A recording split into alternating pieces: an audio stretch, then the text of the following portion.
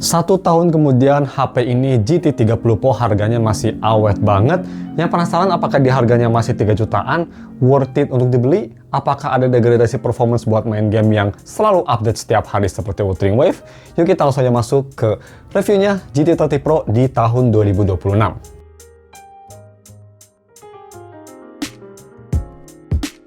Halo guys, nama gue Stefan dari StefTech dan mari kita langsung review si Infinix GT30 Pro.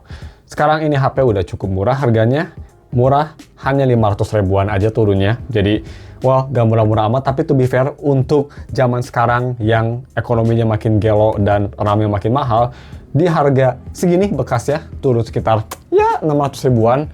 Masih cukup oke untuk value yang dikasihnya. Seperti speknya, dia seperti itu ya, bisa kita lihat di B-roll, pakai MediaTek 8350 yang mirip Gen 2, di harga 3 juta di UFS 4.1, which is fucking insane, dan punya baterai yang bukan paling besar tapi cukup oke di 5500 mAh baterai.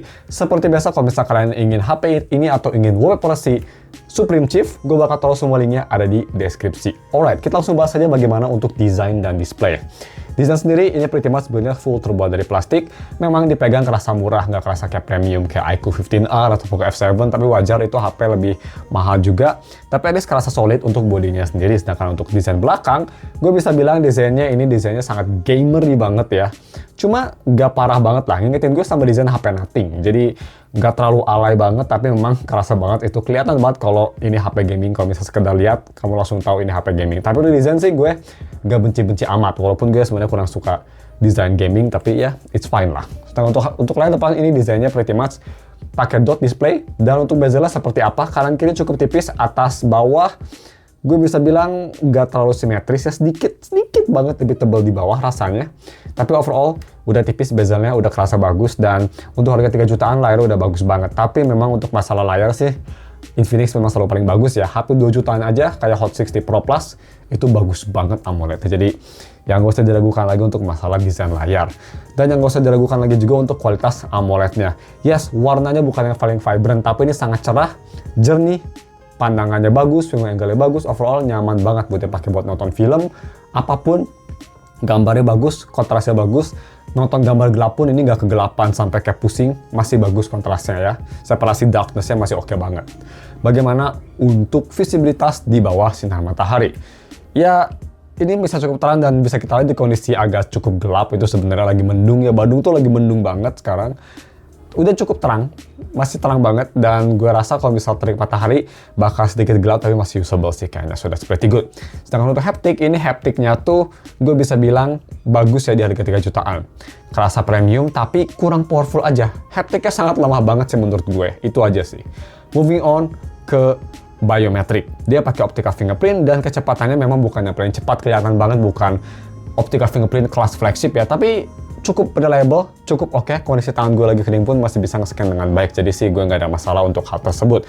Sedangkan untuk audio quality, ini yang cukup unik. Kita bahas dulu pertama audio quality via USB Type-C to 3.5 mm headphone jack. Dan itu gue pakai HiFiMan Edition XV, itu plantar yang lumayan berat. Ini bisa ngedrive di volume sekitar 70-65%, udah sangat baik. Dan apakah bisa nge-retain soundstage yang bagus? Ya kurang lah, yang pasti juga ini HP. Tapi overall, dia volumenya bisa keras, masih jernih, separasi masih oke, dan masih bisa ngedrive headphone berat sekalipun. Jadi ya patut dijempoli lah. Sedangkan untuk masalah speakernya, ini speakernya agak unik. In a bad way. Kalau misal kita lagi apapun selain gaming, suaranya bagus. Bassnya terkontrol, detailnya oke, suaranya gak melekit, suara upper treble-nya enak. Overall speakernya bagus di harga 3 jutaan, lebih bagus daripada HP BBK Group malah yang harganya 5 jutaan, gue bisa jamin. Tapi kalau main game, di volumenya tuh tiba-tiba kurang keras, kurang bassy, dan kurang bagus aja gitu soundstage-nya, nggak tahu kenapa. Mungkin ada mode yang gue nggak aktifin, tapi gue pakai game mode matiin dinyalain pun sama aja. Dan yang gue rasa tuh ini bug yang dari dulu ada sampai sekarang. Kalau misalnya kalian mau full volume ya, kan dari full volume ke step sebelumnya, kita turunin satu volume dari 100%, itu langsung kecil banget. Dan dari 95 ke 100, itu kerasnya tuh langsung loncat, itu gila. Menyebalkan ya. Sampai sekarang pun masih ada, sayangnya. Udah update pun masih ada masalah tersebut. Itu aja sih, dan untuk lebih detailnya ini dia speaker testnya, kalian bisa nilai sendiri. Check it out. Moving on.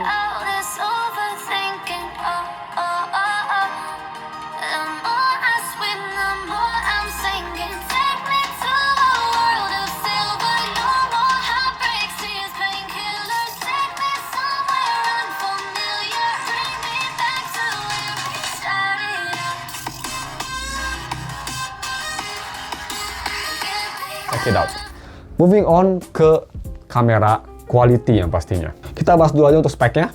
Kamera belakang 108 megapiksel, 8 megapiksel ultrawide, kamera depan 13 megapiksel front kamera. Kamera belakang bisa nge-record sampai 4K 60 yang pastinya kecuali ultrawide hanya bisa 1080p 30 fps aja. Bagaimana untuk fotonya? Ya untuk HP 3 jutaan dan kelas gaming gue bisa bilang fotonya cukup oke. Capture time cepet, bagus gambarnya. Memang kalian harus lebih diem ya karena dia nggak ada optical image stabilization. Tapi overall gambarnya bagus, enak dilihat, clean, bersih. No problem at all. Gue sih suka sama gambarnya dan ketika jual untuk HP gaming aman banget, jadi masih kelihatan oke. Selfie ini juga masih bagus walaupun menurut gue sih agak kurang oke untuk warnanya, kurang hidup dan detailnya kurang oke. Tapi overall, again untuk HP gamer yang 3 jutaan masih acceptable dan at least masih instagramable. Bisa diedit lah setelahnya anyway. Bagaimana untuk video recording? Nah ini lumayan bagus, dia bisa 4K 60 dan menurut gue ini HP 3 jutaan yang masih menjadi HP terbaik kalau misalnya kalian lagi nyari HP Android buat content creating pakai 4K 60 atau 4K 30. Karena kualitas 4K 60 nya bagus, cuma yang bikin kelemahan hanya ada jitter aja kalau misalnya kalian jalan atau gerak-gerak terlalu banyak. Tapi overall, untuk HP 3 jutaan 4K 60 nya udah sangat remarkable lah. Sampai sekarang pun, menurut gue masih nggak ada yang bisa nyaingin ya di harga 3 jutaan. Apalagi kalau baru. So, ini dia video tesnya. Check it out. Oke guys, ini video recording pakai resolusi 4K 60 fps. Mikrofon di sini bagus dan kalau kita mau zoom bisa kayak gini, cute as fuck cat. Stabilisasi masih ada jitter tapi menurut gue udah cukup bagus untuk harga segini sih, bagus ya. Dan ini gue coba di rumah dulu karena udah keseringan banget kita di Batu Nunggal. Zoom in 10 kali dan kalau mau ke 4K 30, nah 4K 30 seperti ini yang pastinya 4K nggak bisa ganti lensa ke ultrawide, hanya bisa di 1080p 30 ya. Dan 30 seperti ini bisa zoom 3 kali. Dan kalau misalnya kita mau fokus lagi ke si kucing nih, ke si kucing Scoobies lucunya, close up shot gini bagus ya. So kita langsung aja ke gaming performance. Moving on ke gaming performance, ini yang pasti kalian tunggu-tunggu. Ini kan HP gaming, apakah setelah 1 tahun kemudian main game kayak Wuthering Waves atau Enfield gitu yang baru keluar bisa? Gue udah tes kedua game tersebut lebih detailnya, tapi sabar sebelum kita tes Enfield, kita bakal bahas sedikit aja yang nggak ditayang di video ini, yaitu untuk Wuthering Waves. Wuthering Waves gue bisa bilang di HP ini udah kelihatan jatuh banget, FPS pretty much dari 60 stabil jadi 30-an di Laharoy. Dan harus di medium setting, itu nggak bisa letak kanan sayangnya. Kalau letak kanan memang agak kurang enak, dan gue tetap jamin kalau kalian main Wuthering Waves harus banget pakai cooler kalau kalian main lebih dari 30 menit karena HP-nya kepanasan bisa sampai 48 Celcius sampai 49 Celcius. Itu agak cukup menakutkan. Tapi kalau misalnya kalian main kayak Enfield itu masih oke-oke aja. Bisa kita gue main di very high render scale, vegetation di high, dan sisanya gue taruh di semua medium. Gambar masih kelihatan cakep banget. Performance memang bukan yang paling bagus, average FPS di sekitar 35 fps-an, tapi masih oke banget, stabil, gak ada stutter, nyaman banget buat dipakai main. Dan temperaturnya pun setelah main 20 menit itu nggak panas, maksimal temperatur masih di sekitar 43-44 Celcius total, jadi masih oke banget. Tapi kalau misalnya mau aman, kalian bisa pakai cooler yang bisa nurunin temperaturnya sampai 37 Celcius buat main aman aja. Overall buat main Enfield sih no problem, absolutely enjoyable banget. Sama juga halnya untuk main project saya, kayak buat kalian para rhythm gamer, Rejoice ini enak buat jempol dan gak ada touch delay sama sekali. Di harga 3 jutaan sih menurut gue paling bagus buat main rhythm game, gak ada touch delay, dan even dibanding sama HP yang puluhan juta, ini responsnya bisa bersaing, sangat responsif, enak banget. Gue pakai mode 120Hz, sayangnya hanya bisa sampai 90 fps aja ya untuk si HP ini main Project Sekai, tapi overall enak banget, no touch delay, no audio delay, mantap banget lah. Seperti itu, nice.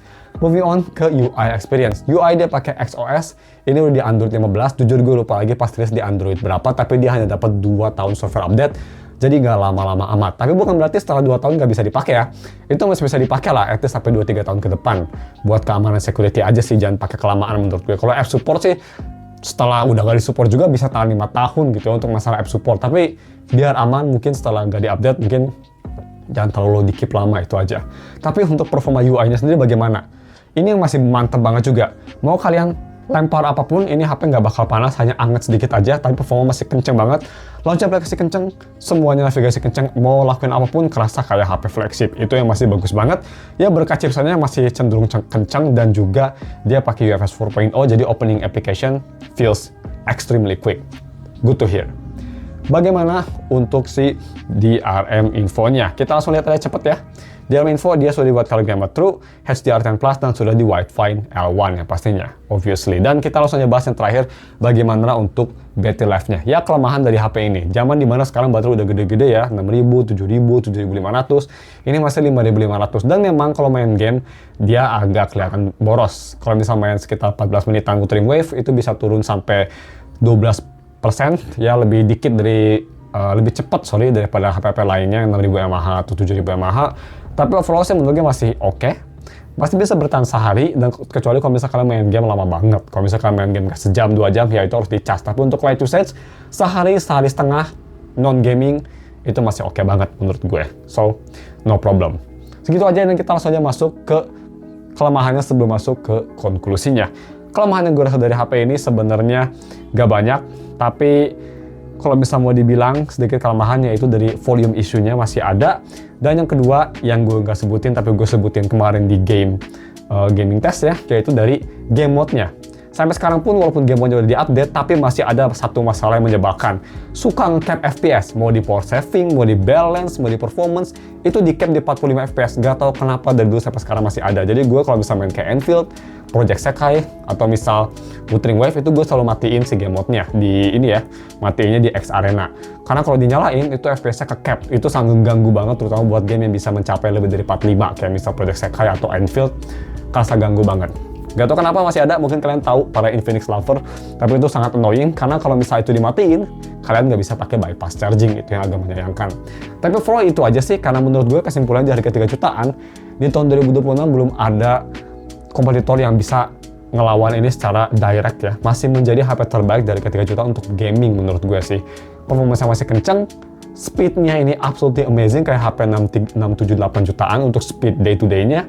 Kameranya cukup solid terutama untuk video, dan yang pastinya untuk main game ini masih cukup nyaman. Kecuali main game berat kayak WoW, gue rekomen kalian pakai cooler sih. Cooler kayak dari IQ gini yang lumayan bagus, 400 ribuan itu udah cukup.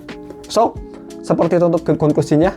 Gue ingin bertanya sama kalian, kalau misalnya kalian punya Infinix GT30 Pro, mungkin kalian baru beli atau mungkin udah punya dari dulu sampai sekarang, coba tulis di komen gimana experience kalian, keluhannya gimana, dan apakah kalian masih pakai game mode on atau game mode off, karena itu jujur fitur yang menyebalkan banget. Silahkan komen di bawah, kita diskusi. Cuma segitu videonya, jangan lupa dan subscribe. Thank you for watching, dan ketemu lagi minggu depan untuk video review HP X zaman dulu atau X flagship whatever yang lumayan menarik dibahas untuk sekarang. Thank you for watching and goodbye.